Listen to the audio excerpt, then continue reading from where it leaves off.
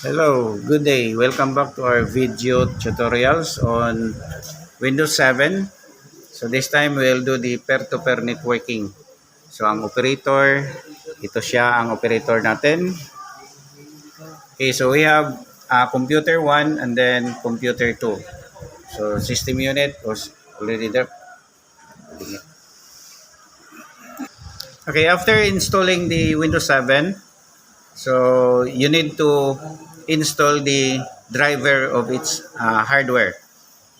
So it's already done. The driver of the hardware of the computer one is already installed, and here also is already installed. So to verify if hardware has a driver, we'll open the device manager.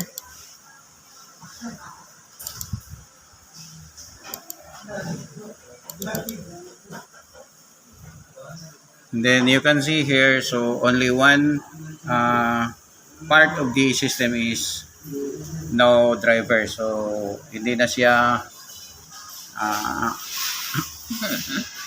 so hindi na importante na ma-install ito ng driver kasi hindi naman siya kailangan. So sa ating gagawing peer-to-peer networking. So gagawin natin is peer-to-peer networking. So itong dalawang computer is peer-to-peer networking natin. So unang gagawin natin is okay, so we will configure the peer-to-peer configuration of the computer number 2. So unahin natin ang computer number 2.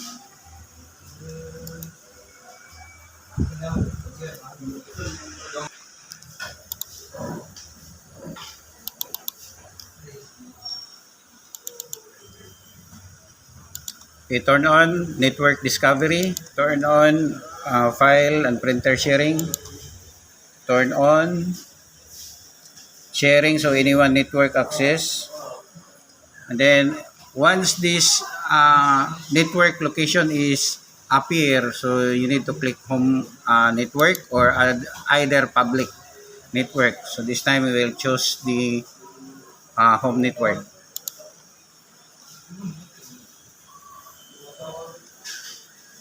Okay, then turn off password protected sharing. So once the computer 1 connect, the public folder of computer 2 can open.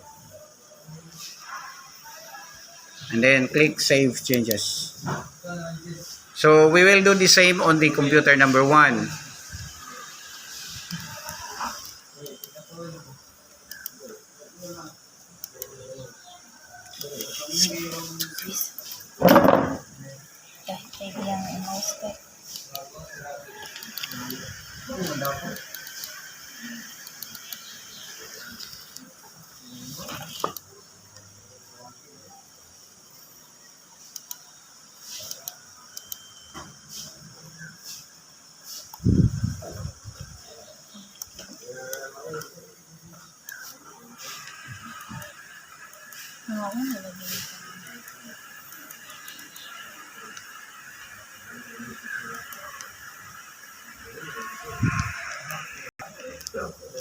Ano ra day i-video sir tapos ina na lang parehon ra ano.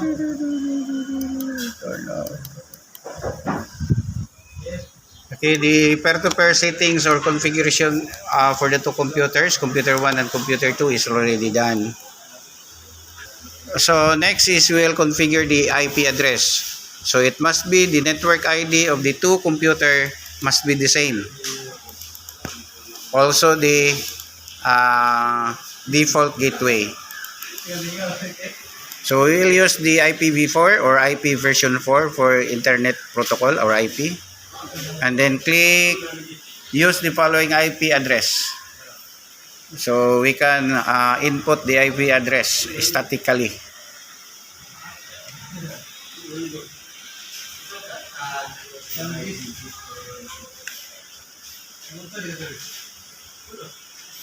So network ID, that first 3 octet is the network ID 192.168.1, and then that 7 is the host ID. Subnet mask, and then the default gateway. So we'll try to use the standard IP address for the default gateway, which is 192.168.1.1, and then click OK. So do the same on the first computer, but take note the host ID must not be the same on the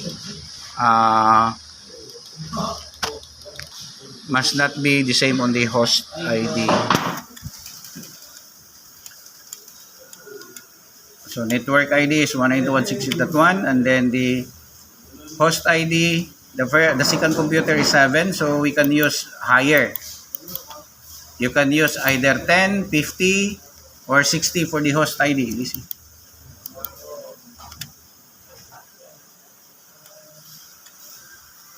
Okay, and then the default gateway, the same 192.168.1.1. So take note, 192.168.1.1, that is the IP address of the router. And then click OK. Okay, then close. Next is we will change the,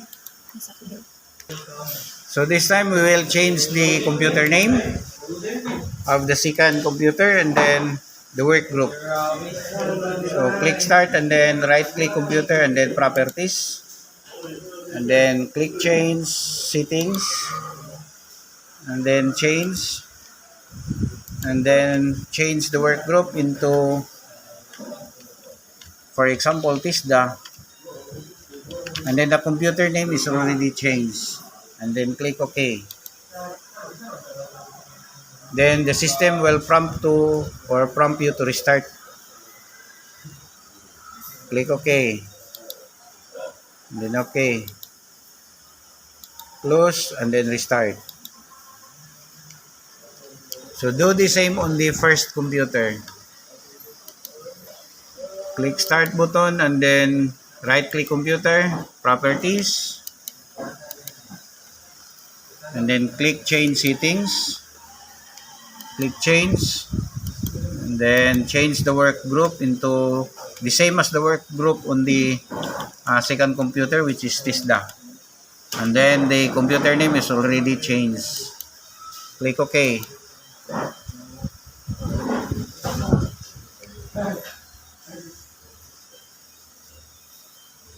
Then OK, OK, then close. Then restart the computer. So the physical connection, so we will use the router.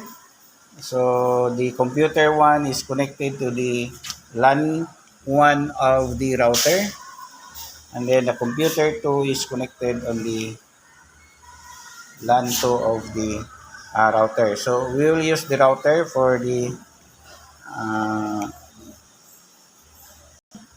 so in peer-to-peer networking, either you will use the router or the network switch.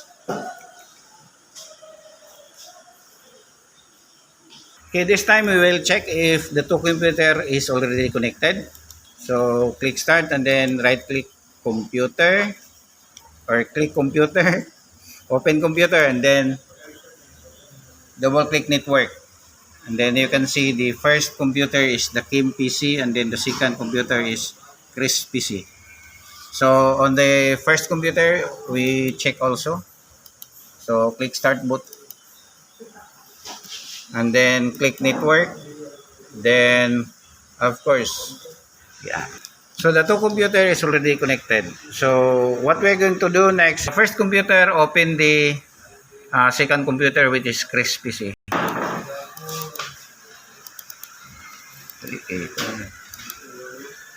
Okay, user, open, then public. This is the folder on the second computer in the peer-to-peer networking. So you can share any files here from the files in the second computer can be opened on the first computer. We can create also. Okay, we can also create folder and then share to the second computer. So vice versa.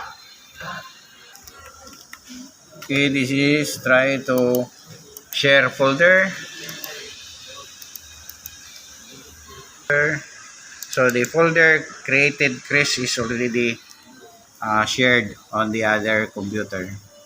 So that's all. Thank you for watching. Bye.